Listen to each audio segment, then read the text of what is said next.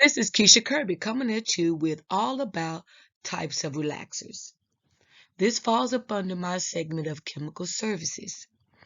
Remember, I told you that perms were for naturally straight and oily hair, and your chemical relaxers, which is your relaxers, which is to straighten over coarse or over curly hair, whether if it's from the Dominican or African American women and men. Chemical relaxing. Chemical hair relaxing is the process of rearranging the basic structure of extremely curly hair into a straighter or smoother form. In fact, the chemistry of relaxers and permanent wave is exactly the same. Both services change the shape of the hair by breaking down the disulfide bonds. Again, they're the same because they both breaks down the disulfide bonds. Later on, we'll discover that the relaxer the disulfide burn then converts into a different type of bond that can only be broken by relaxer. Your main ingredient in your hydroxide relaxers are hydroxide ion. Again, hydroxide ion is your main ingredient in hydroxide relaxers. Then you have a guanidine relaxer and a sodium hydroxide relaxer. It is noted that your thio and your guanidine are usually classified as no-lie relaxers, and your sodium hydroxide relaxer is considered to be a lye-based relaxer. Hydroxide relaxer contains ingredient called the hydroxide ion, which is the active ingredient in all relaxers, which is a very strong alkalinist with a pH over 13. Keep in mind the pH scale ranges from 0 to 14. From 0 to 14. And the relaxers are at a 13. For examples, your sodium hydroxide relaxer, your lithium hydroxide relaxer, your potassium hydroxide relaxer, and your guanidine hydroxide relaxer. These are not compatible with your thio relaxer. These are not compatible to your thio relaxers. And keep in mind, they do contain a pH over 13 or more, your hydroxide relaxers. Remember I told you about your Lanthonian bond. That's the bond that is only broken by relaxers. That is the bond that is only broken by relaxers. Your Lanthonian bond contains only one sulfur atom. The disulfide bond that is broken by hydroxide relaxers are broken permanently and cannot be reformed. They cannot be reformed. That is why the hair has been treated with a hydroxide relaxer is unfit for a permanent wave and will not hold a curl. Again, your Lanthonian bond is the only bond that is broken by a relaxer. Types of hydroxide relaxer. You do have what's called a metal hydroxide relaxer. A metal hydroxide relaxer, which consists of your sodium, your potassium, and your lithium. That is combined with the oxygen and hydrogen.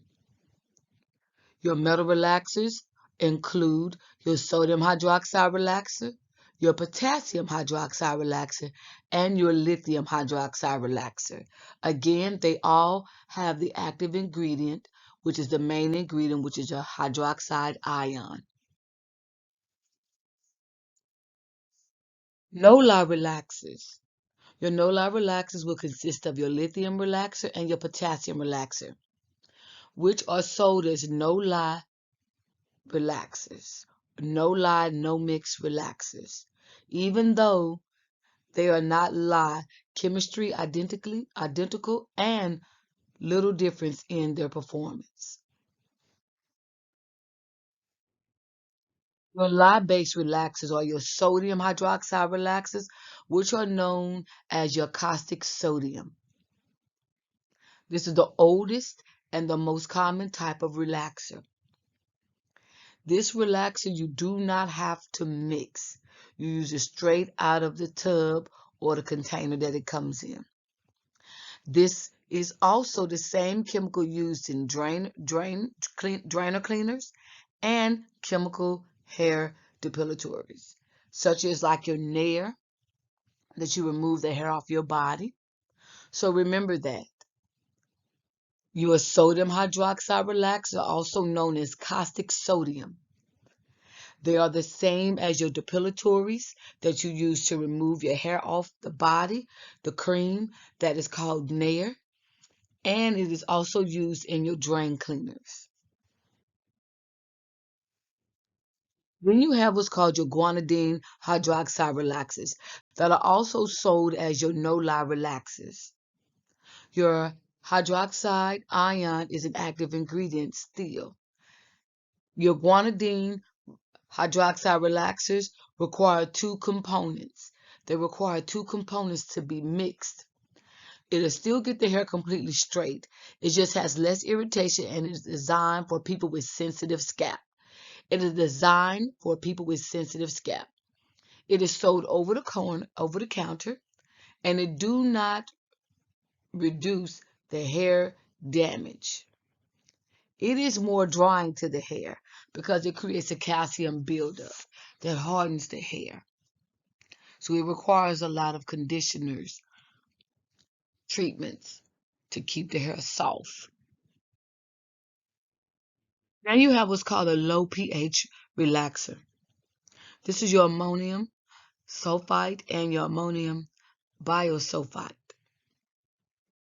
most commonly used. They are marketed as a mild alternative relaxer, compatible with the thio, not compatible with hydroxide relaxer. Do not completely straighten extremely curly hair, and can be used on color treated or damaged or fine hair. Now you have what's called a base and a no base relaxer.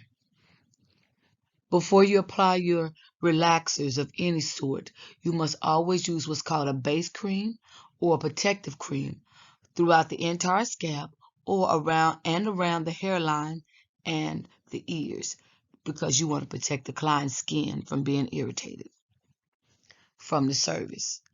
So you have what's called a base relaxer, where it requires the application of the base cream to protect the skin and the scalp during the relaxing. Then you have where some companies have what's called a no base, where the base is made into the product, where it do not require a protective cream, since it already contains a base cream that melts at the temperature, at the body temperature, that protects the scalp. However, you still will need to apply a protective cream around the ears and the hairline. Now we have what's called the various strengths of your relaxers. This is going to be mild, which is formulated for fine, color-treated hair or damaged hair. Then you have what's called regular, which is intended for a normal hair texture or medium natural curl. Your super is used for maximum strengthening or over extremely curly or coarse hair. You still want to be careful with choosing your super or your extra strength relaxers, because you do not want to damage the hair or break the hair. So definitely do a client consultation on your client's hair. We will come back to this slide, and I will give you time to look at this slide, or you could take the time and push pause. In fact, I believe we'll just let you push pause here, so you can make your notes, so you can then chart this or make your notes talking about the active ingredient, your active type of relaxer and the pH, how is it marketed, the advantages and the disadvantages of the hair. But keep in mind that all your active With all your relaxers, the active ingredient is your hydroxide ion. This concludes all about types of relaxers by Keisha Kirby. Make sure you go and look at the video about your chemical relaxers that is going to tell you how to do the application, and in the same video it talks about the safety so we can maintain the integrity of our clients' hair and all the processing and services that we give our clients.